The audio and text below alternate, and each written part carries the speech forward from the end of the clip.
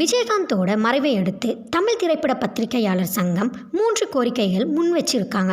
அது என்னன்னு இந்த வீடியோவில் பார்க்கலாம். தேமுதிக நிறுவனரும் நடிகருமான கேப்டன் விஜயகாந்த் உடல்நலக்குறைவு காரணமாக உயிரிழந்த சம்பவம் இன்று நாடு முழுவதும் பெரிய சோகத்தை ஏற்படுத்தியிருக்கு. அதில் பலரும் அவருக்கு நேரில் மரியாதை செலுத்தி வராங்க. அது மட்டும் இல்லாமல் நாடு முழுவதும் இருக்கின்ற தொண்டர்கள், தேமுதிக நிர்வாகிகள், அவருடைய ரசிகர்கள் என பலரும் மரியாதை செலுத்துகிறார்கள். விஜயகாந்தின் உடல் அவருடைய சொந்த ஊரான மதுரைக்கு கொண்டு செல்லாமல் சென்னையில் இருக்கின்ற தேமுதிக அலுவலகத்தில் அவருடைய உடல் நல்லடக்கம் செய்யப்படும் என்றும் இந்த நிலையில் திரைப்பட பத்திரிகையாளர் சங்கம் வைக்கும் 3 கோரிக்கைகள்.